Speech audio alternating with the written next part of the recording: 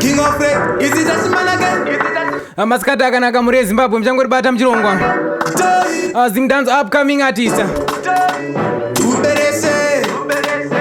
Jango daika kupinza mudariro chikomana chetu icho Tashman TK. Aiwa mukomana yeye wakanyanya. Mukomana uchangopinda mune zvemimhanzi izvi. Hakuna uchangori bata DJ NATIEMAN ndo vari panyanga. Andova nechimuti panguva inoya. Maikani ebavamba vamwe angwa dziri pana 2:30 PM. Muri seiko mudikani kwa mungadai muri mukati mezuva ranhasa? Zimbabwe yese muri sei uko? Muchangori bata ndokuchingamidza pa PulseRecords International apa. Zviri kuitika live and direct. Live muna DJ NATIEMAN.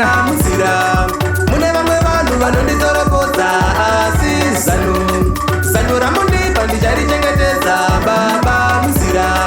Mune vamwe vanhu vanonditoropodza vanoda kuona pandotadza basa rangu bocherechedza pandagona botsoropodza nedenga ndichavaudza hoyo Zimdancehall to the world. Anokotora mukana unogwazaka DJ Leadmas nyingoti pariseiko barujeko apa muzara nhasa. Ndichingoti kuna chikomana TK Tashman. Akana wakateerera zviri seiseiko. Zviri seisei mwana wamai.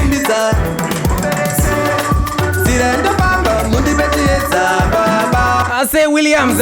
Nongoti zviri seiseiko. Zviri kufaya here uko. Ndinongokutendai meze nekutisimbisa kwamunoitaka. Ndimi unotipasa manyemwe. Zviri kuitika live and direct. Kune vai vanongoshoropodza hanzi terere Zimdancehall. Inzwa yekazoitika mumasingo. Wayo!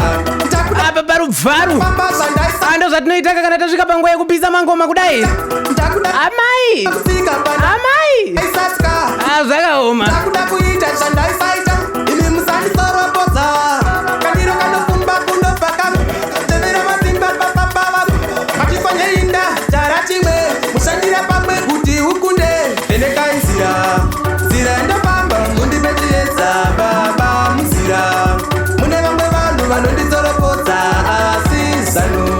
Alright, tikuenderai pedyo muri yeZimbabwe.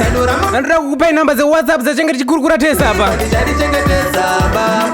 07836 29270. Kandai mameseji muchikomenda ipapo kuti song iyi yakamira 1-1. Kune wese vanenge vaida kubata Tashman TK.